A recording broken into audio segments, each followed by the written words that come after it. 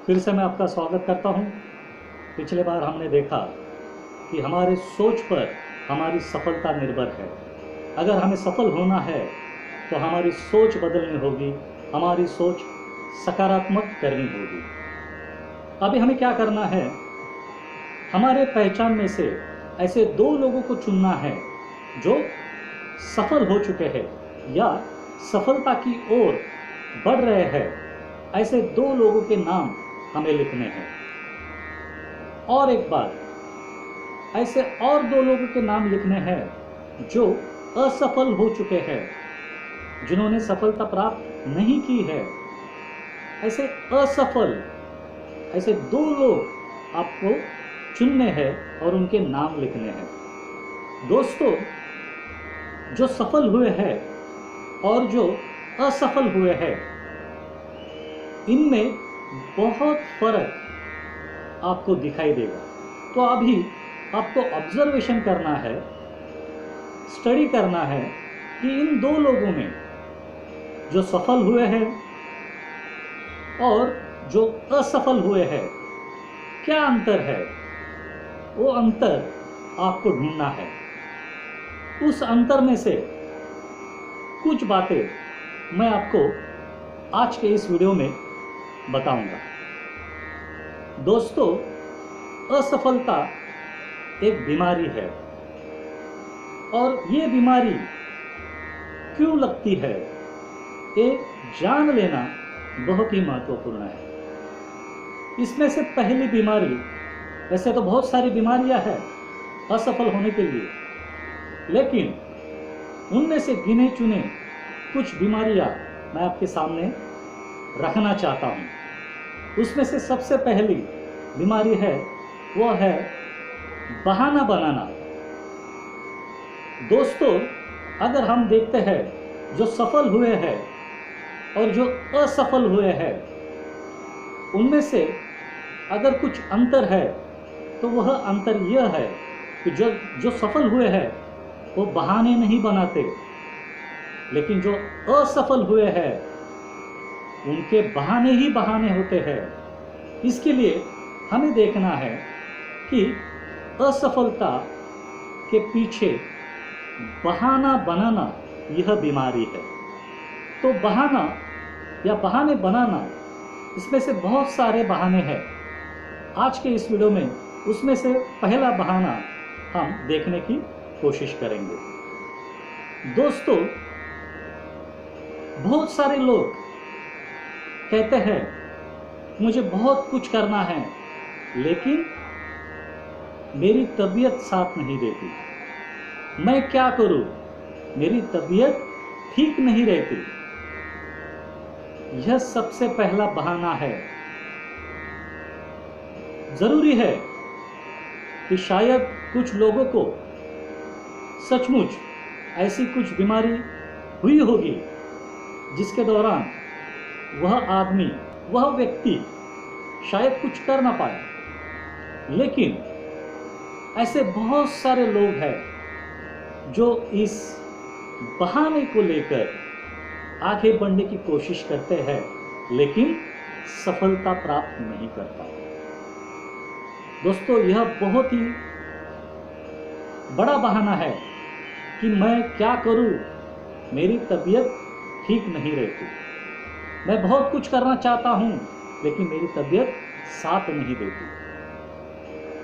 90% बीमारियां यह मन की बीमारियां होती है, और यह भी बीमारी मन से जुड़ी हुई है। इसके लिए अगर हम ऐसा सोचते हैं कि मैं क्या करूं, मेरी तबीयत ठीक नहीं रहती, मुझे ऐसा हुआ है, वैसा हुआ है, इसके लिए मैं कुछ कर नहीं पाता, तो इसमें से हमें बाहर निकलना पड़ेगा, बाहर निकलना पड़ेगा। इसके लिए जाते जाते मैं कुछ एक एग्जाम्पल देना चाहूँगा। एक लड़की का एग्जाम्पल है। 9 बरस की लड़की है और उसका सपना है ओलंपिक में गोल्ड मेडल में मिलाना। लेकिन वो भी गोल्ड मेडल किसमें मिलाना है? रनिंग में। और बचपन का वो सपना वो जीती आ रही है,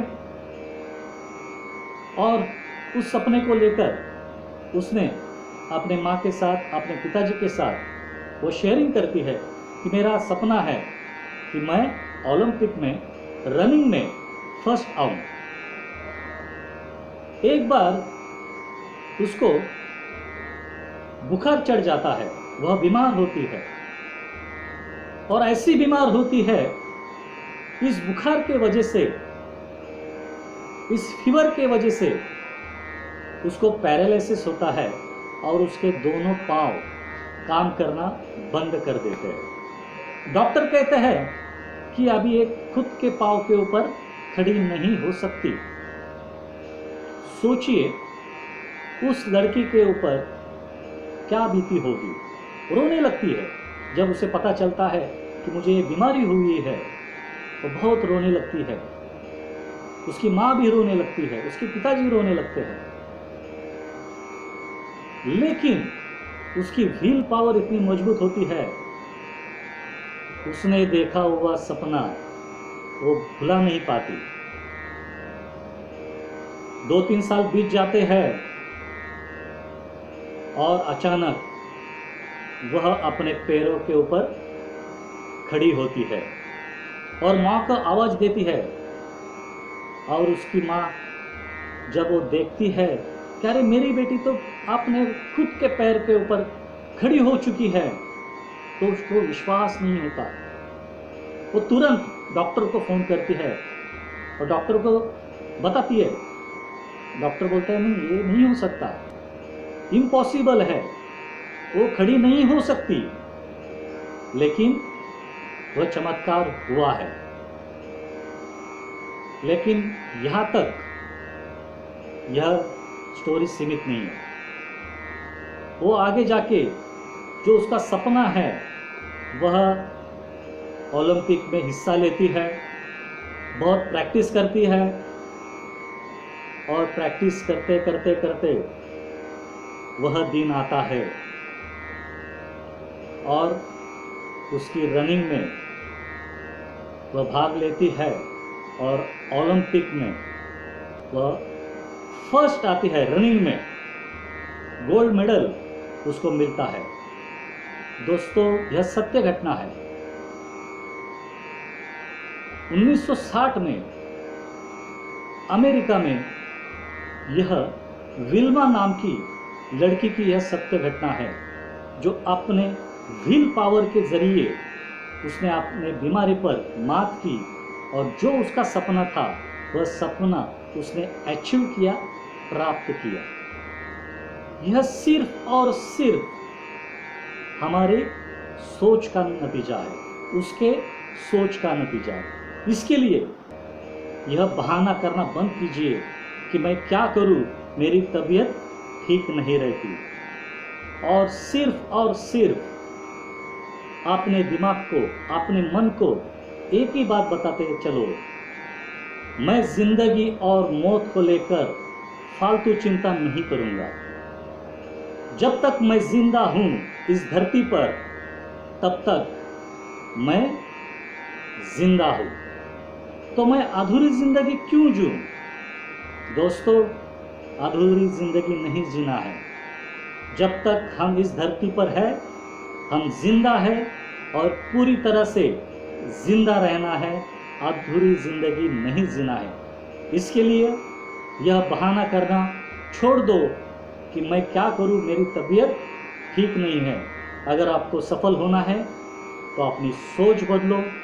आप जैसा सोचते हैं वैसे आप होते हैं।